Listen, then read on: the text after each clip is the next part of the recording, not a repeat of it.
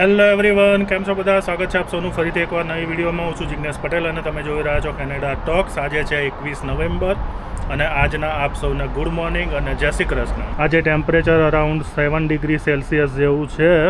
ઠંડુ વાતાવરણ છે, વાદળછાયું છે એકદમ.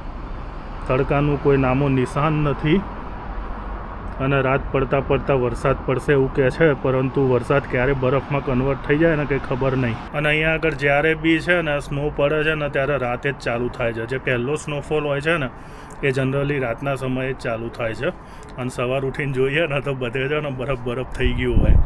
એટલે હવે ગમે ત્યારે ગમે તે સમયે પડી શકે છે.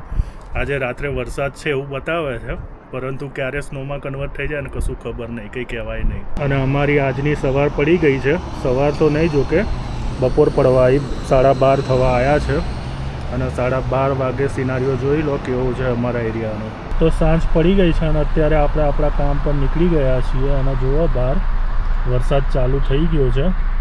પવન અત્યારે વધારે છે, જેના કારણે છે ને અત્યારે ફીલ લાઈક છે ને 1 ડિગ્રી સેલ્સિયસ જેવું બતાવે છે. અને જો બહારનું વાતાવરણ હવે રાતે કેવું થાય છે એ જોઈએ અને આજે નવું શું એક્સપ્લોર કરીએ છીએ એ બી આજે જોઈએ. તો અત્યારે આવી ગયા છીએ આપણે બુલેવાર્ડ સેન્ટ લોરેન્ટ ઉપર અને જુઓ આજે ગુરુવાર છે. કમ્પેર ટુ ગુરુવાર આજે ચહેલ પહેલ થોડી વધારે છે.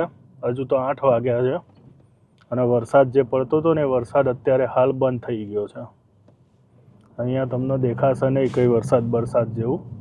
એ વચ્ચે એક ઝાપટું પડી ગયું. હવે અત્યારે હાલ કશું જ નથી. બુલેવાર્ડ સેન્ટ લોરેન્ટનું લાઇટિંગ છે ને એ કદી બદલાતું જ નહીં. એ કાયમ આવું ને આવું તમને જોવા મળશે. ક્રિસમસ હશે નહીં હોય, ગમે તે ટાઈમે છે ને તમને આ જોવા મળશે જ. અને આ છે ને મોન્ટ્રીયલની સૌથી હેપનિંગ સ્ટ્રીટ છે અને બહુ જ ફેમસ સ્ટ્રીટ છે. પણ પાર્કિંગ જો કોઈ જગ્યાએ પાર્કિંગ જ નહીં. બધી જ પાર્કિંગ સ્પોટ અત્યારે છે ને પેક થઈ ગયેલી છે. અને અત્યારે આપણે આવી ગયા છીએ મિલેન્ડ ઉપર. મિલેન્ડ એટલે લિટલ ઇટાલી કહેવાય. બુલેવાર્ડ સેન્ટ લોરેન્ટ ઉપર જ છે, પરંતુ આ એરિયા ખરો ના લિટલ એરિયાના નામથી ઓળખાય છે. અને આપણી ટ્રીપ આવી ગઈ છે. 200 મીટર દૂર છે, એટલે હવે આપણે વાણીને વિરામ આપીએ છીએ. અહીંયા બસ આ સિગ્નલના પછી તરત જ છે. મળું પછી આગળ. અત્યારે આપણે છે ને મોન્ટ્રીયલના વેસ્ટ માઉન્ટ એરિયામાં છીએ અને મારી સામે જુઓ તમને જે પહાડી દેખાય છે ને એ માઉન્ટ રોયલની ટેકરી છે ને એની ઉપર જુઓ તમને બધી લાઇટો દેખાય છે. એ જેટલી બી લાઇટો છે ને એ બધા ઘર છે. અત્યારે રાતના ટાઈમે તમને ખ્યાલ આવે ને એ જે છે ને બધા બહુ મસ્ત ઘર છે. જ્યારે મોકો મળશે ને ત્યારે હું તમને બતાવીશ. આ ટ્રીપો છે ને ચાલુ છે એટલે આપણી વાત અધૂરી રહી જાય છે. કંઈ નહીં, આ ટ્રીપ પતાવું પછી ફરીથી મળું. ચલો, અહીંયાથી જો તમને ખ્યાલ આવશે, બહુ દૂરથી ખ્યાલ નહીં આવે પણ અહીંયાથી તમને અંદાજ આવશે. એ આખી ટેકરીના ઢાળ ઉપર છે ને બધા અલગ અલગ ઘરો બનેલા છે અને અમુક મેન્શન તો એટલા જોરદાર છે ને, અમુક હોન્ટેડ બી છે. જ્યારે મોકો મળશે ત્યારે હું તમને ફરીથી બતાવીશ. તો ભાઈ અત્યારે છે ને રાતના 9:30 થવા આવ્યા છે અને અત્યારે આપણે બ્રેક લીધી છે.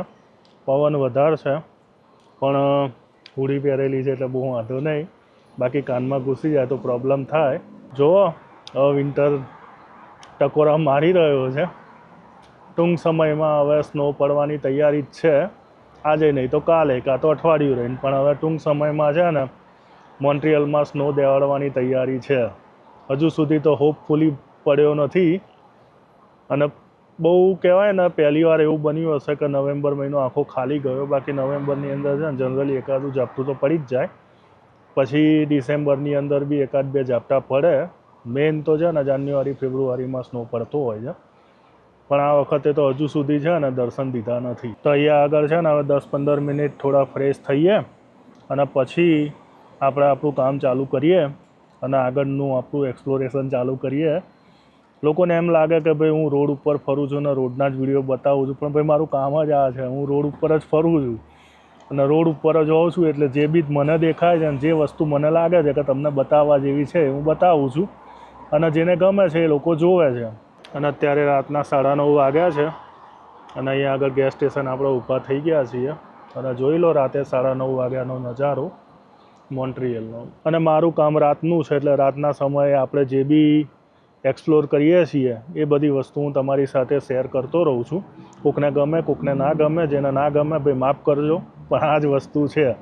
તમે કંઈ નવું એક્સપેક્ટ કરો તો અત્યારે હાલ તો પોસિબલ નથી. આમ બી છે ને હવે અંધારું વહેલું થઈ જાય છે એટલે મોટાભાગની વિડીયો તો બધી આપણી છે ને રાતમાં જ આવવાની છે. હમણાં સુધી વાતાવરણ સાફ હતું અને હવે પાછું ઝરમર ચાલુ થઈ ગયું છે. રાત્રે પાછો વરસાદ પડવાનો ફરીથી ચાલુ થઈ ગયો છે.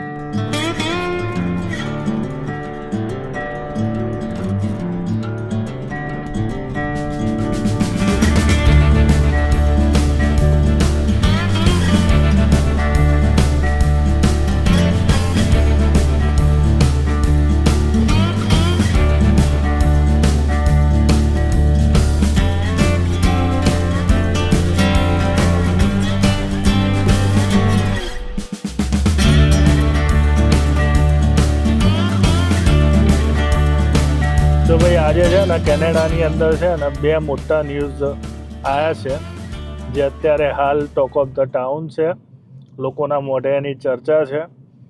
એમાં સૌથી પહેલાં ન્યૂઝ તો એ છે કે 14 ડિસેમ્બરથી 14 ફેબ્રુઆરી સુધી 2 મહિના માટે છે ને ટેક્સ હોલિડે ગવર્મેન્ટ ડિક્લેર કરવા જઈ રહી છે, જેની અંદર HST GST જે ગ્રોસરીની આઇટમો ઉપર લાગે છે તે નહીં લાગે.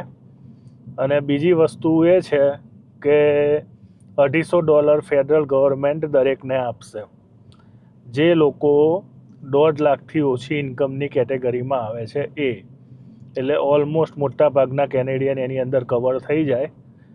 એટલે સમજો ને કે આ લોકો એને એવું કહે છે કે ભાઈ હોલિડેની અંદર લોકો જોડે વધારે પૈસા આવે, લોકો સારી રીતે સ્પેન્ડ કરી શકે અને હોલિડે એન્જોય કરી શકે, એના માટે આ રાહત આપવામાં આવેલી છે, જેની અંદર ટેક્સની છૂટ અને આ બધી વસ્તુ કવર થઈ ગઈ. પણ અલ્ટિમેટલી સીધા શબ્દોમાં આપણે સમજીએ ને તો ભાઈ 2025 છે ને ઇલેક્શનનું વરસ છે. 2025ની અંદર કેનેડાની અંદર છે ને ફેડરલ ઇલેક્શન આવી રહેલું છે અને એના કારણે છે ને આ બધા રસ્તા છે ને વોટ બેંકને ધ્યાનમાં રાખીને અખત્યાર કરવામાં આવી રહ્યા હોય ને એવું પહેલી નજરે લાગી રહ્યું છે. અને આના ઘણા બધા મિક્સ રિએક્શન બી છે. અને ઓપોઝિશન પાર્ટી જેમ ઇન્ડિયાની અંદર ઓપોઝ કરે ને એમ અહીંયા બી લોકો ઓપોઝ કરી રહેલા છે. અને ઘણા લોકો એમ કહે છે કે ભાઈ તમે આ જે ટેક્સની અંદર રાહત આપી, પણ જે અલ્ટિમેટલી વર્ષોથી જે માંગ છે કાર્બન ટેક્સ ક્રેડિટની અને બીજી બધી, એ તો તમે ગણકારતા નથી. જે પરમેનન્ટ કરવાનું છે એ વસ્તુ તમે ગણકારતા નથી અને ટેમ્પરરી ખાલી અત્યારે 2 મહિના માટે આ રીતની ટેક્સ છૂટ આપી રહેલા છો. જે વર્ષોથી પેન્ડિંગ પડ્યું છે કે જે પરમેનન્ટલી માગી રહ્યા છે એની ઉપર તો તમે કોઈ એક્શન લેતા નથી. એટલે ભાઈ કહીએ ને કે ભાઈ ઇન્ડિયાની અંદર જે રીતે ઇલેક્શનને ધ્યાનમાં રાખી અને બધા પગલાં લેવામાં આવે છે ને એવા પગલાં લેવાના અહીંયા બી ચાલુ થઈ ગયા છે. લોકોને લોભામણી જાહેરાતોથી વોટ આકર્ષવાની કોશિશો કરવામાં આવી રહેલી છે. આપણા ત્યાં આગળ જેમ ચવાણું અને દારૂની બોટલો વેચીને લોકો વોટ ખરીદે છે ને, બસ એ જ રીતે અહીંયા આગળ છે ને ગવર્મેન્ટના પૈસા લોકોની અંદર વેચી અને વોટ પોતાની બાજુ કરવાની ગેમ ચાલી રહી છે. અને ભાઈ છે ને કાગડા બધે કાળા, ઇન્ડિયા હોય કે કેનેડા, પોલિટિશિયનો છે ને જ્યારે બી ઇલેક્શન આવે ને એટલે આવા બધા તૂત લઈને આવી જ જાય. એમાં કેનેડા બી એક્સેપ્શન નથી. પહેલાં આવું નહોતું. જે જૂના લોકો છે ને એ લોકો કહે છે કે ભાઈ પહેલાં છે ને આ રીતનું નહોતું, પણ છેલ્લા ઘણા ટાઈમથી છે ને અહીંનું પોલિટિક્સ કહેવાય ને એ ગંદુ થઈ ગયેલું છે. અને મેં આવ્યા પછી તો મેં જોયું છે કે આવી બધી વસ્તુઓ છે ને જોવા મળે છે. ગવર્મેન્ટની રાહતોના આમાં કેવું છે કે પબ્લિકને તો ફાયદો જ છે. જુઓ, પબ્લિકને તો જે બી આવ્યું એ નફો જ છે. પણ કહેવાનો મતલબ શું છે કે પોલિટિકલ લેવલે છે ને આના ઘણા બધા મિક્સ રિએક્શન છે. અને આપણે જો પોલિટિક્સની પોઈન્ટ ઓફ વ્યૂથી જોઈએ ને તો ક્લિયરલી આની અંદર છે ને વોટ બેંકની રાજનીતિ થઈ રહી છે. ભલે કોઈ ગમે તે કહેતું હોય, લોકોના ખિસ્સામાં પૈસા આવશે, લોકોને વાપરવા પૈસા મળશે, એ વાત સાચી ભાઈ, બધાના હાથમાં પૈસા આવવાના છે, બધું બરાબર. પણ અલ્ટિમેટલી આનો આશય શું છે? આ વસ્તુ અત્યારે જ આ લોકોને કેમ સૂચી? વર્ષોથી અહીંની પબ્લિક બૂમો પાડે છે, તો એ બધી વસ્તુ તો સાંભળતા નથી આ લોકો. અને હવે જ જ્યારે ઇલેક્શન માથે આવીને ઊભું છે ત્યારે આ બધી વસ્તુ, અને એમાં બી જ્યારે એમની પોપ્યુલારિટી ડાઉન થઈ રહી છે, લોકો એમની ઉપર માછલા ધોઈ રહ્યા છે, ત્યારે જ તમને આવા બધા મુદ્દા સૂઝ્યા છે. એટલે કહેવાનો મતલબ શું છે કે ભાઈ બધી રીતના છે ને રિએક્શન દરેકના છે. કોઈ આને પસંદ કરી રહ્યું છે, કોઈ આનો વિરોધ કરી રહ્યું છે, પણ કહેવાય ને કે અહીંનું વાતાવરણ હવે છે ને થોડું ગરમાવાનું ચાલુ થઈ ગયું છે ઇલેક્શનને ધ્યાનમાં રાખીને. જોઈએ હવે ઇલેક્શનમાં શું થાય છે, પણ અત્યારે હાલ તો $250 આવવાની આશા રાખીએ છીએ, અને HST GST 2 મહિના માટે નથી લાગવાનો. હવે જોઈએ લોકો કેટલા વાપરે છે અને કઈ રીતે ઇકોનોમીને બૂસ્ટ આપે છે, જોઈએ હવે. એઝ પર ગવર્મેન્ટ એ લોકોની જે આશા છે કે ભાઈ આનાથી ઇકોનોમીને બૂસ્ટ મળશે, લોકોને સ્પેન્ડિંગ પાવર વધશે, જોઈએ લેટ્સ સી શું થાય છે આગળ. રાતનો 1:30 વાગવા આવ્યો છે અને જુઓ ચકલુંય ફરકતું નહીં, એકદમ સૂમસામ ગલીઓ છે, કોઈ જ તમને અત્યારે હાલ રોડ ઉપર જોવા ના મળે.